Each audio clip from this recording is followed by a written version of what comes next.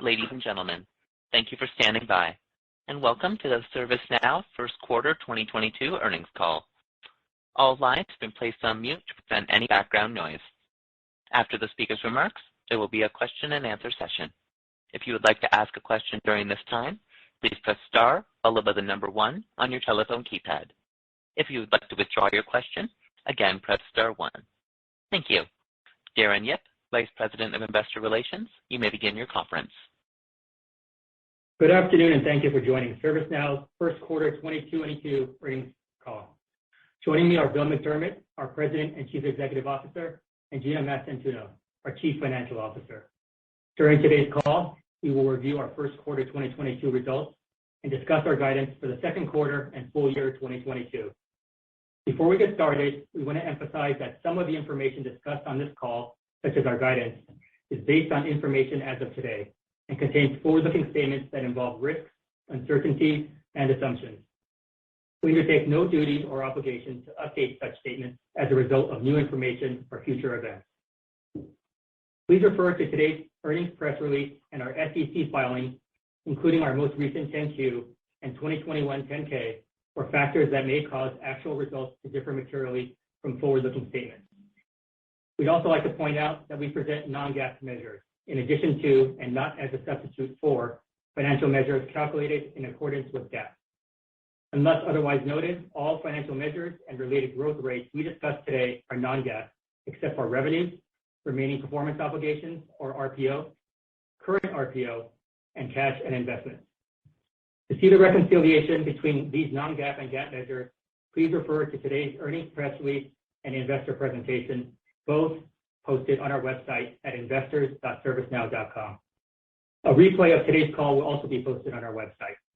With that, I'll turn the call over to Bill. Thank you very much, Darren, and good afternoon, everyone. We really appreciate you joining our call today. We're pleased to once again report results that firmly beat expectations. In January, we reported a stellar 2021. Today, we're following that up with a very strong Q1. The constant currency numbers speak for themselves. Subscription revenue growth was 29%. CRPO growth was 30.5%. Operating margin surpassed 25%. And all were above the high end of our guidance range. In fact, our raised guidance today, which Gina will cover shortly, also speaks for itself. As does the 52 deals over $1 million in Q1 that were up 41% year over year. It's clear that the world is beginning to understand the power of this platform. We said in January that our fast growth would accelerate in Q1. It did. Now, 3 months later, we expect subscription revenue growth to accelerate for the full year. It will. We said that ServiceNow's fast growth would continue to be paired with the leverage of a global market leader. Now, with our accelerating revenue growth and free cash flow, we're already approaching the rule of 60 for the full year. We have strong adoption from existing and net new customers. Our rolling 4-quarter pipeline remains ever strong. We're delivering predictable fast growth with exceptional free cash flow. Overall, we're super excited about the state of this business. We believe it sets us up really well for the remainder of 2022 and beyond. I do want to offer a few comments on what we're seeing in the broader marketplace. We've talked about a sustained demand environment for the enterprise. While there are significant challenges in the world, particularly in the Eastern European situation, we have not seen a material impact on our market. To the contrary, the challenges have underscored the urgency of investment in digital business. IDC continues to see a 23% year-over-year increase in the global public cloud market for 2022. We see similar indications of demand durability, which are consistent with or above the 10-year pre-COVID average. Leaders who do plan to adjust their technology budgets plan to increase investments in 2022. One leader put it well. He said, Bill, if we slow investment in the short term, we'll lose ground in the midterm, and we won't be in business for the long term, end quote. And the data tells the same story. The average tenure of a company in the S&P 500 has declined from 30 years in 1996 to 19 years in 2021. So it's very clear that business can no longer revert to a status quo posture, no matter the environment. We're now in a tech-to-compete world. If you look to our new customer acquisition, here's what resonates. Businesses are shifting investment to technologies that get them to the right outcomes faster. Cloud-native platforms like ServiceNow are seen as an elixir to speed up new revenue streams and better experiences for people. When we see increased focus on topics like supply chain, risk, security, ESG, all of these convert to what was perceived headwinds into much stronger secular tailwinds for ServiceNow. So the world's biggest problems are really ServiceNow's biggest opportunities. And it all adds up to what we said consistently. The technology architecture is now the business architecture. This is the era for digital business. Our businesses are firing on all cylinders in this environment. Behind great experiences are great workflows, which underscores the unique extensibility of the ServiceNow platform. So here it is. Our core technology workflows business performed well in Q1. ITSM was in 11 of our top 20 deals, which continued strong adoption of ITSM Pro. We continue to see strong attach rates from ITOM in 13 of our top 20 deals. Security and risk had a great quarter, with a combined 13 deals in the top 20. Global biotech innovator Regeneron works with ServiceNow to increase productivity while decreasing costs. Global financial leader RBC works with ServiceNow for cloud and asset tracking. I'd also like to thank RBC for administering the ServiceNow Racial Equality Fund. The only way for companies to transform the customer experience is to fully integrate their employee experience. Customer workflows continue to see strong demand, particularly with our vertical SKUs.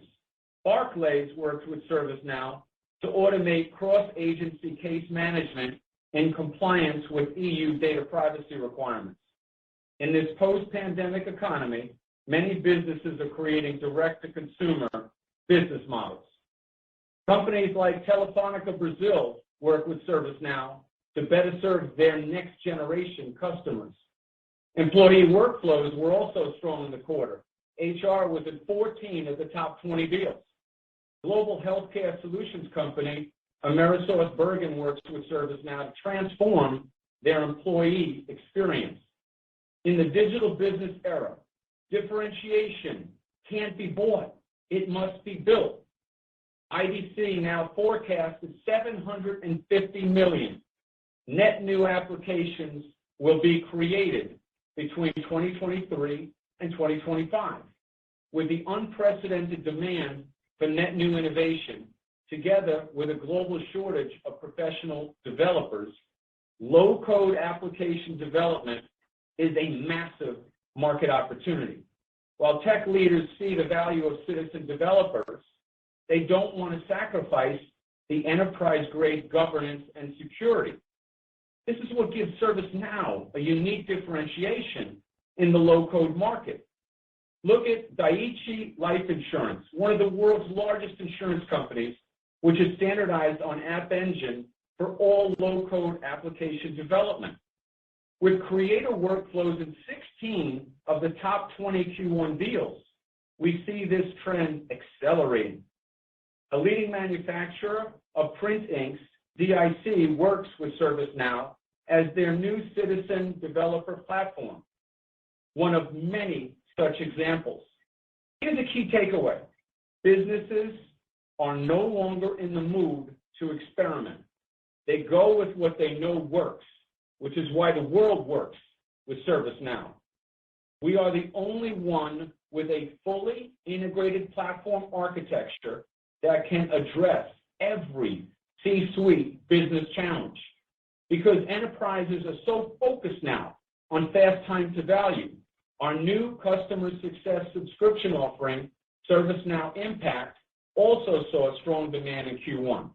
And as ever, the ServiceNow platform is the foundation for our ongoing success. We're encouraged by the extremely favorable reception from our San Diego platform release. In particular, users love the Next experience, which streamlines navigation, makes search intelligent, and simplifies personalization all on our platform. We also unveiled a new automation engine, which makes it simple for users to do robotic process automation on the ServiceNow platform. Only ServiceNow can help businesses unify their approach to hyper-automation. We now orchestrate AI, RPA, and other key technologies on a single low-code platform. Fred Luddy founded our company in San Diego, so this release was an especially proud moment for all of us. I'd like to personally salute our product and engineering teams for the transformational work they delivered in our San Diego release. Congratulations, team. Outstanding job. Looking forward, we see many positive developments that affirm our confidence in this business. Investment from our partner ecosystem continues to accelerate nicely. Thierry Delaporte, CEO of Wipro, said the following: "Bill, we couldn't be more excited about the potential with ServiceNow. You bring a whole new dimension to customer success and technology innovation. We're all in." This outstanding partnership with Wipro is only just getting started. We also have our signature event series, Knowledge 22, taking place in May. Each of 4 locations will demonstrate the high enthusiasm of the growing ServiceNow community. We will have showcases in The Hague, New York City, Sydney, and Las Vegas, in addition to a fully digital experience. So please join us. So in closing, we had a great Q1. Everything is lined up for us to follow suit in Q2 and for the full year. We're taking steps forward every day to our stated milestone, 10 billion plus by 2024, 15 billion plus by 2026 and beyond. It's worth reiterating at this time that we remain on track to be the fastest ever to hit those thresholds. Finally, beyond the business results, I'd like to offer the heartfelt support of our more than 18,000 ServiceNow colleagues worldwide to those confronting humanitarian crisis, especially in Ukraine. Like so many of our customers and peers, ServiceNow is pursuing numerous opportunities to support relief efforts. By continuing to do well, we can further commit our company to doing good. This is firmly aligned to our purpose of making the world work better for everyone. Herein lies our path to be the defining enterprise software company of the 21st century. Ladies and gentlemen, we are a company on the move. I'd like to thank you again for your time and your trust in ServiceNow. We're looking forward to addressing any questions you may have. And I'll now hand it over to our great CFO, Gina Mastantuono. Gina? Thank you, Bill. Q1 was yet another fantastic quarter of execution. Enterprises are navigating a macro environment filled with a myriad of challenges. Our ability to continue delivering strong results exemplifies the resiliency of our business and the mission-critical nature of the Now platform. The breadth of our product offering and our geographic reach provide us a diverse array of opportunities for growth. Although FX headwinds grew throughout the quarter, ServiceNow outperformed across all of our Q1 guidance metrics. In fact, net new ACV growth accelerated year over year, driving the fastest Q1 growth we've seen since 2018. We expect that momentum will carry into Q2 with net new ACV growth consistent with our very strong second quarter last year. As a result, we're raising the midpoint of 2022 subscription revenues guidance to more than offset these incremental FX headwinds. Turning to Q1 results. Subscription revenues were $1.631 billion, growing 29% year-over-year in constant currency, exceeding the high end of our guidance range by $16 million. This reflects a 300 basis points acceleration in growth year-over-year. RPO ended the quarter at approximately $11.5 billion, representing 31.5% year-over-year constant currency growth. Current RPO was approximately $5.69 billion, representing 30.5% year-over-year constant currency growth, a 1-point beat versus our guidance. From an industry perspective, we saw broad-based strength with energy and utilities, financial services, government, healthcare and life sciences, TMT, and transportation and logistics all growing net new ACV 40% or more year-over-year. Our renewal rate was best in class at 98% in Q1, as the Now Platform remains a core component of our customers' digital transformation efforts. The stickiness of our customer base has served as a solid foundation for us to build upon as our largest customers continue to expand. We finished the quarter with more than 1,400 customers paying us over $1 million in ACV. We closed 52 deals greater than $1 million in net new ACV in Q1, up 41% year-over-year. This includes 7 net new logo deals in the quarter, further demonstrating our success with initiatives to land quality customers. Our portfolio outside of ITSM is also leading more of our largest customer lands. 9 out of our top 10 new customer deals were led by non-ITSM products. Turning to profitability, operating margins surpassed 25%, driven by our revenue beat and certain spend that shifted into Q2. Our free cash flow margin was 45%. We ended the quarter with a healthy balance sheet, including $5.5 billion in cash and investments, putting us in excellent shape to continue investing in strategic initiatives that drive growth. Together, these results demonstrate our ability to drive a balance of growth and profitability. And perhaps even more relevant this year, it also showcases the resiliency and predictability of our business model. While a diversity of markets and customers provides stability in our results, the diversity of our employee base continues to make us even stronger. Last week, we released our second annual Global Impact Report. Just as the ServiceNow platform helps us fully integrate customer, employee, and technology experiences across our business, we'll continue to use the ServiceNow ESG management and reporting solution to manage, govern, and report our progress. While we're early in our ESG journey, we're extremely proud of our accomplishments in such a short time. We've made significant improvements in representation and hiring. We've tied executive compensation to both environmental and diversity goals. We've fully distributed ServiceNow's $100 million racial equity fund, and we've continued to achieve systemic pay equity. I'm happy with the progress we've made in 2021, but we're just getting started. Moving on to guidance.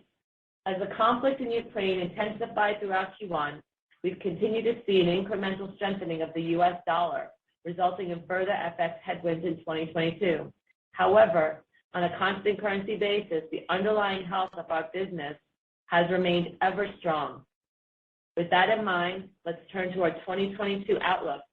We are raising the midpoint of our subscription revenues outlook by $23 million to more than offset the incremental $20 million headwind we're seeing from FX, resulting in a net increase of $3 million. Our new range of $7.025 billion to $7.04 billion represents 26% year-over-year growth. That's 28.5% growth on a constant currency basis, a 50 basis point raise versus our previous outlook. This reflects our updated expectation for constant currency growth to now accelerate year-over-year. We continue to expect subscription gross margins at 86%, up 100 basis points year-over-year, operating margin of 25%, and free cash flow margin of 31%. Finally, we expect diluted weighted average outstanding shares of 204 million. For Q2, we expect subscription revenues between $1.67 billion and $1.675 billion, representing 26% year-over-year growth, which is inclusive of a 3-point FX headwind. On a constant currency basis, we expect subscription revenue growth to be 29%, a 250 basis point acceleration from Q2 2021. We expect CRPO growth of 25% year-over-year or 28% on a constant currency basis. I'd note that for full year 2022, we have a larger than average customer cohort that renews in Q4. We will see between 1 and 2 points of increasing headwinds to Q2 and Q3 CRPO growth as those contractual obligations wind down. When the cohort renews, though, in Q4, those headwinds will subside, and we expect CRPO growth to re-accelerate quarter-over-quarter. We expect an operating margin of 22%, which reflects the timing of marketing spend that shifted from Q1 into Q2 and some incremental FX. We expect 203 million diluted weighted outstanding shares for the quarter. In conclusion, Q1 was another outstanding quarter. Our momentum is setting us up for a great year. As Bill highlighted, we're excited about our San Diego release. Our future innovation pipeline is robust as we seek to extend our market leadership, deepening our competitive moat as the platform for digital business. ServiceNow is incredibly well positioned to become the defining enterprise software company of the 21st century. I'd like to invite you all to hear more about the momentum we're seeing and learn more about our new products and long-term opportunities at our upcoming Investor Day on May 24th in Las Vegas. Finally, I'm extremely proud of our team's performance this quarter. Bill and I can't thank our employees enough for their continued hard work and dedication. And with that, I'll open it up for Q&A. At this time, I would like to remind everyone, if you would like to ask a question, please press star followed by the number 1 on your telephone keypad. We ask that you please limit yourself to 1 question. Your first question comes from the line of Keith Weiss with Morgan Stanley. Your line is open. Excellent. Thank you guys for taking the question and a really nice quarter. Actually, it took 2 questions. One, just on kind of the overall macro backdrop and how you guys are kind of performing so well against that. One, is there any geographic differences? Like, are you seeing any difference in sort of behavior in Europe versus behavior in the US or Asia Pac? Or is it pretty much consistent across the board? And 2, is there any like, if you think about this period of time versus what we saw in 2020, right, and we were dealing with the COVID pandemic, are there any similarities or differences that you could point to in terms of what you're seeing now versus what you saw then? Well, thank you very much, Keith. First of all, in terms of then and now, in both cases, the world's biggest challenges are ServiceNow's biggest opportunities. If you remember, we stepped right up to the emergency response, returned to work safely, and that really spurred on a whole new business for ServiceNow, but more importantly, it established the brand as a leader. The case is also true now, right? The war in Ukraine, the rising inflationary environment, interest rates, and dislocated supply chains. These are all opportunities for the Now Platform because this is the unique attribute of ServiceNow. We're an enterprise software market leader. Most of the companies where they have felt the negative impacts of the environment have a consumer business that will be probably impacted from these forces. But the enterprises are basically saying it's a tech to compete world. And I have to invest now because I'm already in many cases falling behind. For example, just 2 years ago, 1/3 of the business was getting done in digital formats. Today it's 2/3. In 2 years, it'll be 90+%. So if you don't get digital fast, you lose. The other thing, we're in a war for talent. in the global economy that's never been seen before at this level. And, there's unique attributes of how the software has to take care of the people. You have to recruit them, hire them, but you have to onboard them. That's one of the moments of truth that nobody does the way we do it. So they feel part of the culture no matter where they're working from. And then, of course, you have to give them consumer-grade experiences that differentiate you. That is also true for the customer on a direct-to-consumer level, and obviously creating these apps on a low-code platform. So what I'm saying is the world needs these problems solved so it can help manage those macro effects that you're talking about. So the environment feels somewhat like it did then in that context, but we're redoubling our focus and our optimism across all employees anywhere in the world because all of our customers need us. So again, I think the unique differentiation is our clear focus on the enterprise and our consistent innovation. And on the geography scenario, it obviously, will vary by quarter here and there. They're all strong.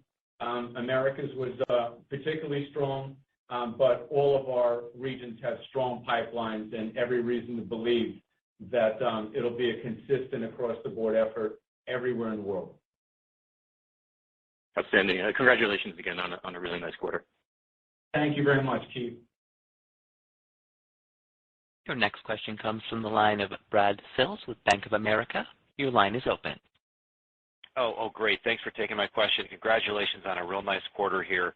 The thing that really stands out to me is just the broad strength that you're seeing across different departments, ITSM, employee workflows, ITOM, security risk. These are multiple lines of business.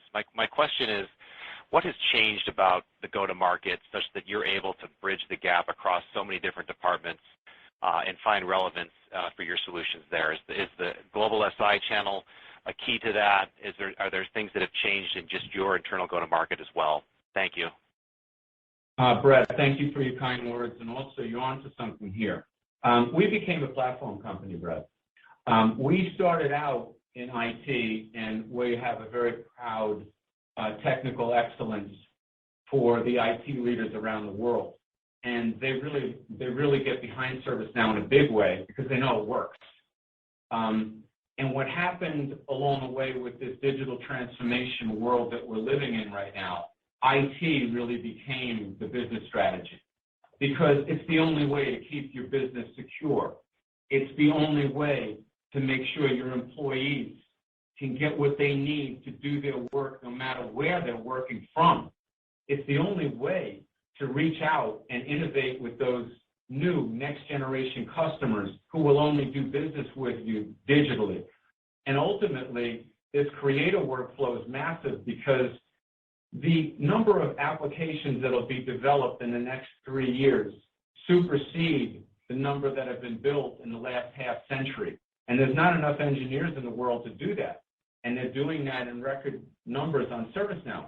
But here's the big difference. When we became the platform company, the leaders that believed in us that were generationally from the IT environment said, whoa, with ServiceNow, I could do all this on one architecture, one platform, one data model, and I can give all the constituents in my enterprise what they need to win, whether they're in the HR department, sales and marketing, they could be in the field service, or they could just simply be citizen developers trying to do something to help the company.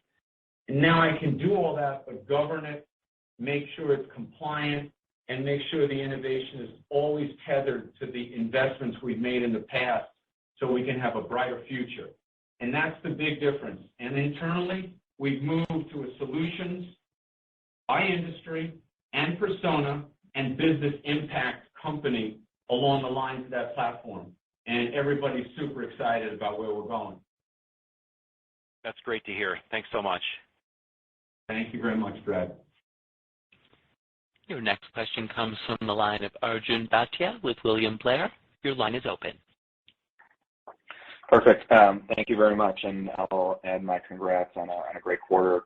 Bill, maybe I want to follow up on your conversation about inflation earlier. I'm sure you're seeing hosting costs go up, labor costs are increasing. At the same time, right, with your product, you're adding more value to customers. You've talked about ServiceNow being a deflationary platform, and you're innovating. But how do you think about pricing in this environment for your solution? Is there an opportunity to be more aggressive as you add more value and to try to maybe offset some of the costs that are increasing on the OpEx side? No, it's a really good question, Arjun. I think the main thing to take away from this is when you are in a privileged position because the technology has such a strong advantage. In software, if you do it right, you shouldn't have discount thresholds that behave like doing it wrong. So in software, if you can control your pricing algorithm and make sure that you're getting the price you deserve for your product because it has a well-constructed business impact that's been clearly defined with the customer, you find that you can actually improve price performance without exacting, large enterprise change to the customer.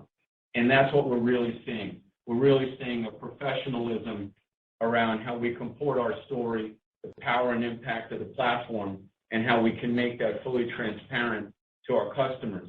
And we have even invented an application that they're using on their business iPhones right now, where they can see the impact of the projects they do with ServiceNow and the return on those investments as they're tethered to the original business case that was done at the point of sale. That's a level of precision that I'm unaware of another enterprise company operating on. So it's really about value, it's really about business impact, and our customers are buying in. Perfect. Thank you very much. Congrats again. Thank you. Thank you very much, Arjun. Your next question comes from the line of Karl Keirstead with UBS. Your line is open. Oh, hi. Thanks, Gina. I just wanted to give you a chance to elaborate on the U-shape CRPO trajectory in 2022.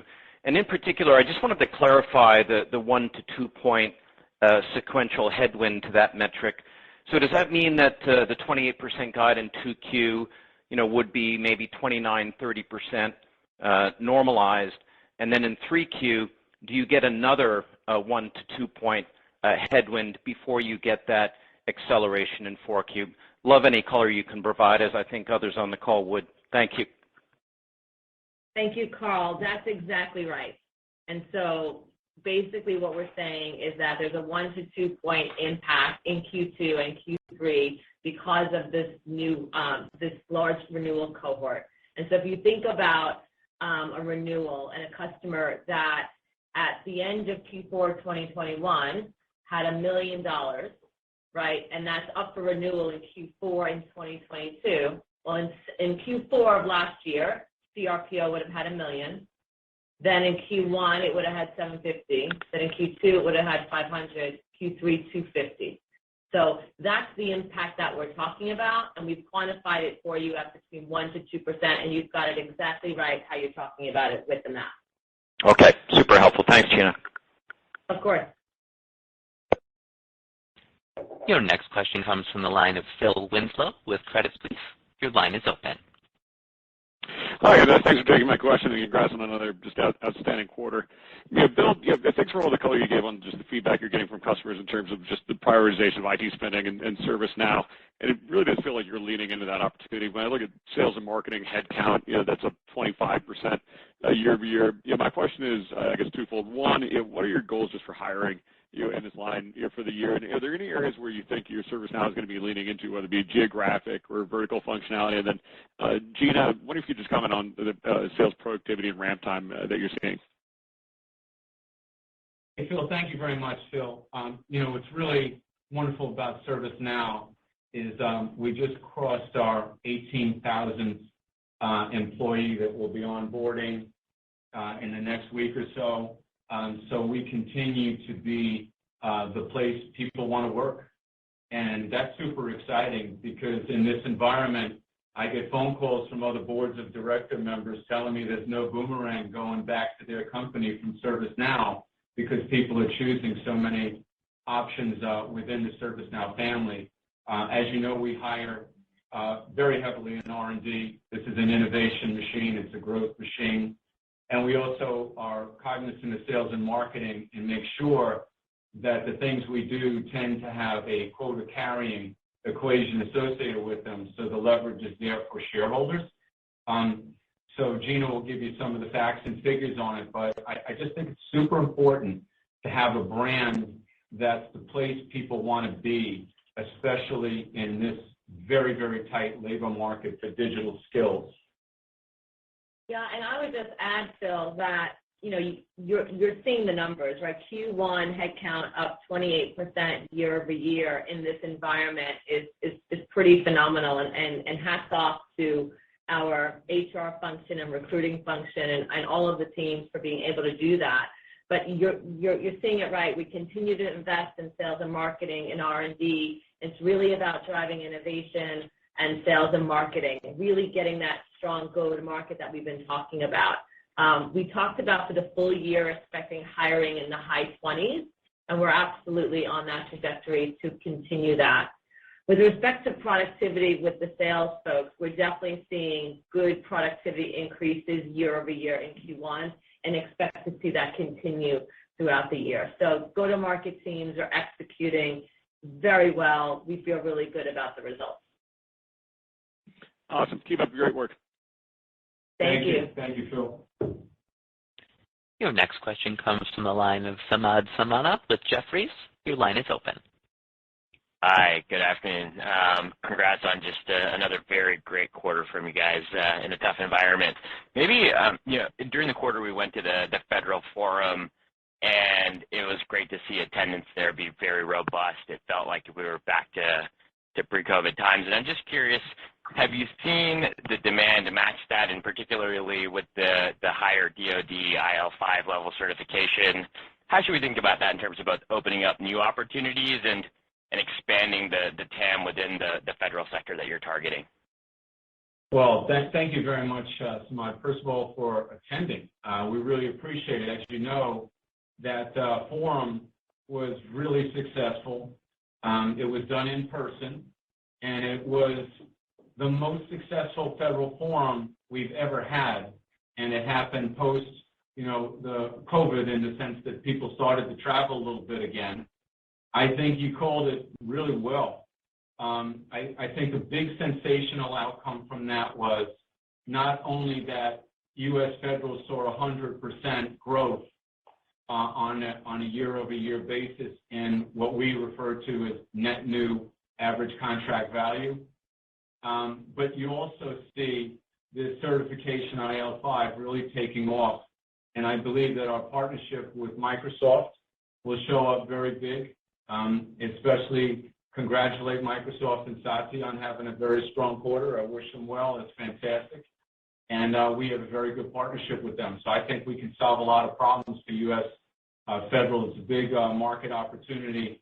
And the President's management agenda and the administration's guide to their constituents is really for government to deliver results fast, drive digital transformation, and they're adopting the Now platform as a standard. And we're only one of a couple. There's 3 total, including Microsoft, that are IL5 certified. So I think you caught on to something here that could be a wellspring of opportunity. I'll finally close off this workplace service delivery capability of ServiceNow, and our safe workplace applications have seen the strongest interest from federal customers. And again, that's fueled by the Biden administration's agenda. And the quote that I would give you, as I remember it, they said that federal will lead the way to returning to work now. So this is a very strong business for us. Incidentally, that TAM for the government marketplace globally is an enormous TAM, as you know. So being a leader in U.S. Federal, also we're doing a lot in state and local, is quite a statement, and I think that will drive growth around the world. Very helpful. Thanks again for taking my question. Thank you very much. Appreciate it, Samad. Your next question comes from the line of Kash Rangan with Goldman Sachs. Your line is open. Thank you very much, and let me echo my congratulations on a spectacular quarter. Bill, I think you got the macro argument pretty well nailed. I'm not going to ask that question, but I'm curious to get your thoughts as you scale the company to 15 plus. I noticed a plus after 15. How do you think about distribution, given that you've run big distribution at big companies before? The customer count of 7,000, 8,000 certainly is very impressive, big deal sizes. As we envision the life beyond 15 plus, what does the go-to-market structure of the company look like? Are we looking at a 2-tier, 3-tier type distribution, predominantly go-to-market, high-end, channel, SIs, et cetera? Help us envision the future, Bill, to get to your target. Thank you so much, and congrats.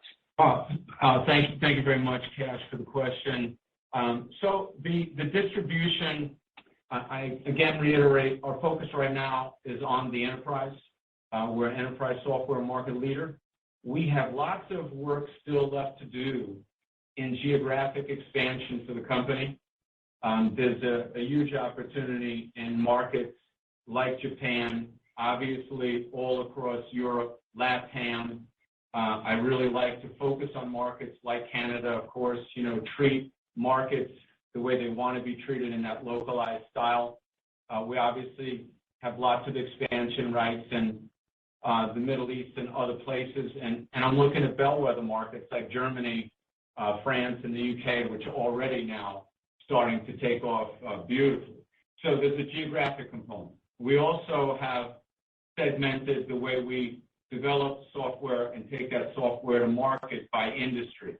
As you know, we're very focused on your industry, of course, financial services one, but there's telecom, there's manufacturing, there's every industry under the sun in motion, but we've gone strong with 6, including life sciences and so forth. And then persona-based. If you think about taking this platform across the enterprise, you have to speak intelligently to all the C-level executives that run the enterprises. And we have a Rubik's Cube formula around the geography, the industry, and the persona that's now being executed at an art form level by our great marketing communications leader and his team. So I'm super impressed with that. We also did something, I think, very interesting with Lightstep that a lot of people haven't picked up on, but Lightstep is a next-generation customer platform.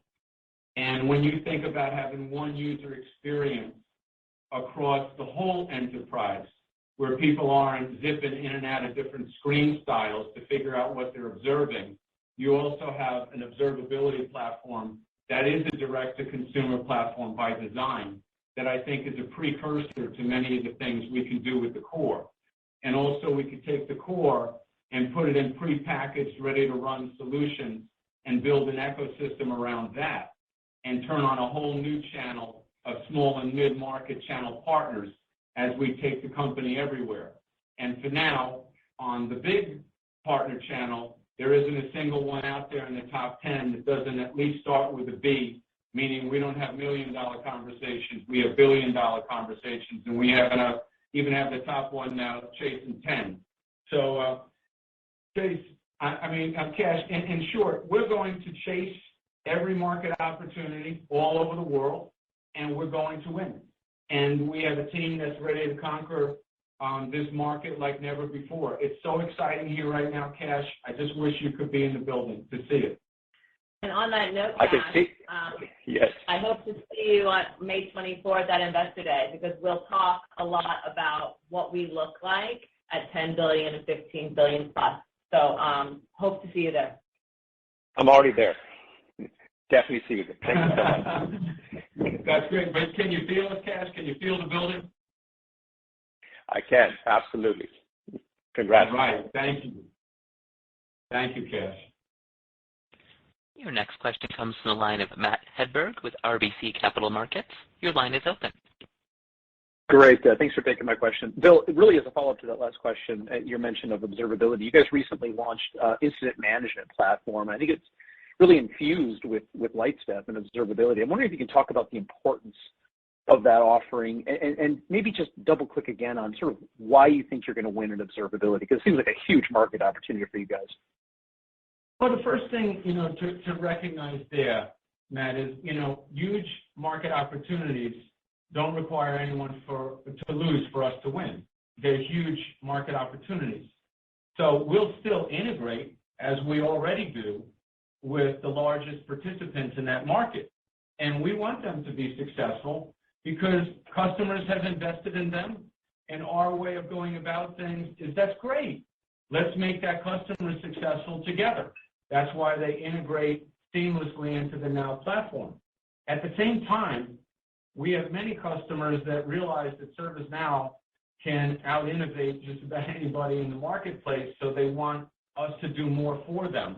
And clearly, observability was one of those categories, and we just got there a lot faster with Lightstep because we believe Ben and his team are the most innovative in the industry, and we're just so proud to have such trust and partnership with them and such big dreams together. So Lightstep launched incident response, as you said. It's the first new product since joining ServiceNow, and it's a biggie. So incident response will add a lot of context and automation to the incident response process, and customers are looking for that. And by the way, they may even have more than one incident response vendor in there. So we don't rail against others. What we try to do is work for the customer. We put our hard hat on, roll up our sleeves, and we go to work. Lightstep also launched an industry-first unification of observability analytics. And they also did collaborative notebooks. So these innovations are breaking down those silos I referenced between metrics and tracing and streamlining this critical SRE workflow space. So in Q1, for example, we signed some cool deals, one with Plaid, which we're very proud of. And, that's a data networking company, as you know, and they're powering the fintech and digital finance product space. And they're using Lightstep for complete visibility into distributed architectures, and they're allowing Plaid to investigate CI and CD issues, and they're doing it 20 times faster than they used to. And we also got Airtable, again, cool brands, next generation brands, and they're building collaborative applications, and they're driving the reliability of complex distributed systems and proactively improving performance to users. And again, more effectively monitoring and resolving both system-wide and specific customer issues, but they're doing it with one UI. And they're not bouncing people in and out of different experiences. And this is what I keep going back to when you talk about real platform innovation and the integrity of a consumer-grade experience, and you can do that across an entire enterprise. That's why I believe, our board of directors did a great job of defining enterprise software company in the 21st century as doing it with a Desco 21C logo. So now we have 18,000 people that all they think about is Desco 21C. Whether you're innovating, covering a customer, or just driving the conversation, we know where we're going. Well said. Congrats, Bill. Thank you very much. Appreciate it. Your next question comes from the line of Alex Zukin with Wolfe Research. Your line is open. Hey, guys. Thanks for taking the questions, and congrats on a truly inspiring quarter and message in a tough tape. I guess maybe just two for me, Bill. You talked about the health of the federal vertical on the call. I was wondering if you could also maybe comment on some of the other verticals that you're seeing success in and saw success in the quarter, and how we should think about just greater verticalization in the product itself, either for telco or FinServ or others. And then just a follow-up for Gina. Sure. Well, thank you very much, Alex, for your very kind remarks. It means a lot to us. Our team is doing a really great job, and when they hear that, you just inspire us to go higher, and we appreciate it. So thank you.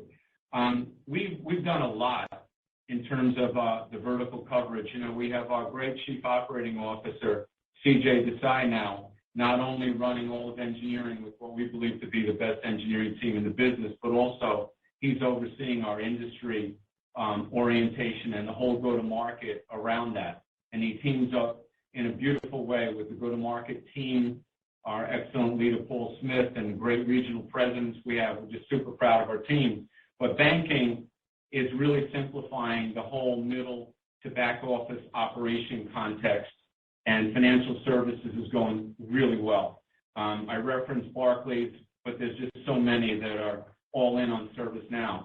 Our telecommunications solution is really aligning customer care and service assurance, transforming. Just think about how communication service providers deliver great customer experiences. And, you can't get away with fixing problems anymore. You've got to proactively anticipate these issues before they even come up. And as they do come up, you've got to address them quickly to maximize availability and quality of service. So we're seeing a lot of traction in telecommunications, and we're really becoming the standard across the board. We're super happy with manufacturing and what we're doing there, operations technology management, driving the whole notion of what these manufacturers are trying to do to have their critical technology available and provide visibility and security of all of their assets. Another one I would underscore is healthcare and life sciences service management. How do you connect cross-functional health systems and teams and simplify how people engage with the healthcare providers, payers, pharma companies, and medical device organizations? It's all about the patient experience. And high-tech manufacturing, another one that's really come on strong for us. I mean, I could give you more, but those are the ones that are just rocking right now. And one theme I will give you is, you can't give a customer a 3-star Michelin experience unless you first give it to your employees. And the Now platform is really controlling the conversation now for enlightened decision makers, because they're like, I've got to tether my IT excellence to the employee experience, and I've got to take care of my customers in new and highly innovative ways. And this platform does the magic they need done, but it does it in days or weeks, not months and months and months and years. And finally, in all these solutions, we're cooperating with those systems of record. The customer knows that they're there and they've got them and they're very important to their business. So we just come in quickly and make everything better for everyone. That's awesome. Very inspiring, Bill. Gina, I guess, the follow-up for you, you talked about accelerating growth in new ACV in the quarter, which is quite rare for a company of your size to do quarter in, quarter out, not to mention in this type of a macro environment. I guess the question is, as the comps get tougher through the year, but you do start returning to more in-person events, presumably, more productivity from the sales force, is it possible to see that type of new ACV momentum continue? So I talked about in my prepared remarks that we expect Q2 to show accelerating net new ACV growth as well, right? Consistent. Whether that lasts for the full year, they're pretty incredible comps. And so we obviously don't guide to full year net new ACV, Alex. But the reason I spoke about it specifically was really because I wanted everyone to feel confident that the CRPO guide, although slightly less than Q1, really had this impact, right? And that it wasn't a result of the underlying business, that in fact, we're seeing accelerating net new ACV in Q1 and expect similar in Q2. So that was the reason for my comment.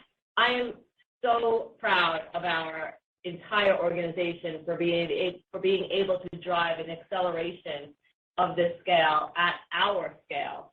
And just really excited about the momentum we're seeing into Q2.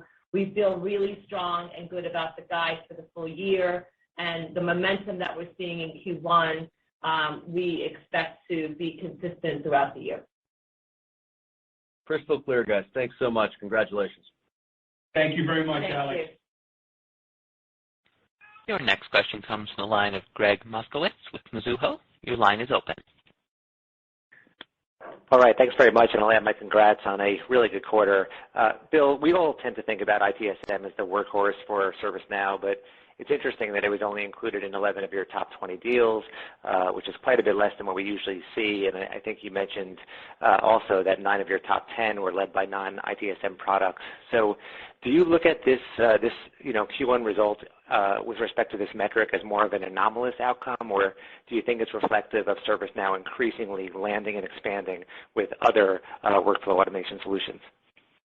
Greg, it's a great question. Actually, we're so encouraged with our core. our core is growing beautifully. And if you look at the revenue outcome from our core, it's right there at the corporate rate. So what you're seeing has nothing to do with any dilution in that core business. On the contrary, we've got enormous uplift with our pro SKU, as you know. That's a 25% uplift. So it's 30% penetrated now. So there's lots of people that like it, and there's many more to go. So we have lots of room left on the pro SKU. If you think about the kind of customers where we're winning, I mean, the great brands, AmerisourceBergen, Baptist Health, Regeneron, DIC Pharmaceutical. I mean, it goes on and on. Royal Bank of Canada, Telefonica, Wipro, for example, just like saw a complete generational change with it. So let me make sure I make it clear. The core business has never been stronger. There's no revenue dilution whatsoever. What is happening, we are landing and expanding, and you're right. The IT concept really did form the basis for us to move into the employee experience, the customer experience, the whole creative workflow where citizen developers are now really creating the future they want to see. And without that ever solid, magnificent core, none of that would have been possible. So I want to really set the record straight. Our team is doing great across all these segments. The newer or the younger ones are obviously going to get some more land and expand opportunities. But we love on our core and we love our leaders. That's fantastic. Super helpful. Thanks, Bill. Thank you very much. I really appreciate it. Your next question comes from the line of Kirk Materne with Evercore ISI. Your line is open. All right. Thanks very much. And I'll echo the congrats on a really nice quarter.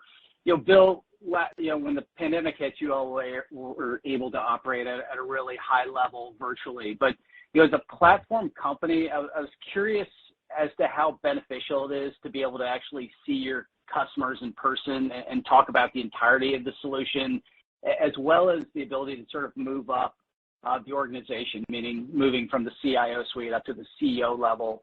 I was just wondering if you could just expand on that a little bit, because I think you're in a little bit different position than some other software companies that maybe only sell into one buying center. Thanks. Thank you very much, Kirk. I have to tell you, one thing that did surprise me a little bit during the whole virtual environment is CEOs were looking for a good conversation. So we were able to participate in those conversations then, which is obviously helping us now. And we were also able to bring large-scale management team gatherings with our team and their team. So we did good. But now that we're opening up, we should do even better. So, I looked at my calendar for the year. I'll catch my family here and there on the weekends because I'm leaving Sunday for Europe, and after that tour of Europe, we'll be hitting Asia very, very soon after that. So we're going full speed, open up the company. We're doing these knowledge events in 4 distinct locations, as I mentioned. Our sellers are going out on the street, and our management are going out on the street because that's where the customers are. And never forget that United Airlines commercial. When a guy walks in, he's got a bunch of envelopes and looks at his management team who are sitting around the table, gazing at themselves, and he goes, "Let's go visit some customers." So I expect we're going to get a lot of tailwind out of that because you're right. To build trust with net new logos, it happens in person. It's hard to do that in a digital format. To really expand a relationship to an enterprise scale, it really does require, a good meeting of the minds and emotional trust, and we'll do that. So I really think this is going to be another step function improvement in ServiceNow's future because as a platform provider, getting our customers healthy through some of the challenges that they're fighting through is a seminal moment in our history, and I'm excited. Sounds good. Thanks very much, Bill. Thank you very, very much. Appreciate it. Your next question comes from the line of Tyler Radke with Citi. Your line is open. Hey, thanks for taking my question. I wanted to ask you about how you're seeing the new Impact program roll out to your customers. And clearly, Bill, you talked a lot about some of the new products you're innovating on and delivering a lot of value to customers. But how are you just kind of, threading that line between, the price increases on existing products versus, the new products that you're delivering and making sure that, customers are able to take on the scope of new products where you guys are really innovating on? Thank you. Oh, absolutely. Well, I really appreciate the question. So here's the situation. Our customers need help. The impact part of this equation, think of it much more in the value delivery context than any kind of a price increase. It's really accelerating the value realization for the customer against the software that they've already invested in, and they want to extract as much business impact as they possibly can. And for too long, these customer relationships across every company you can think of is managed by, a deck at a point of sale, and then ultimately, the sale is made, and then, the consultants come in, but it's kind of like job changes, people do different things, and a year later, someone's saying, hey, how did we do with that implementation again? Did we get what we bargained for? And what we're basically doing is making sure that they do, and that there's a professional format in doing that. And not just with ServiceNow, but also for our great partners. So just think of this concept as the Now platform from ServiceNow is the place where every conversation takes place between the partner, the customer, and ServiceNow.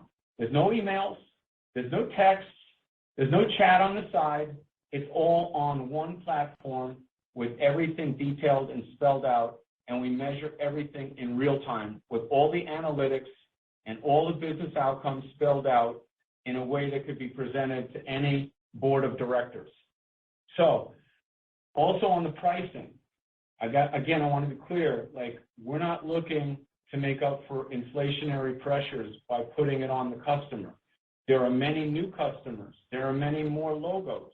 There are many more expansions to our platform.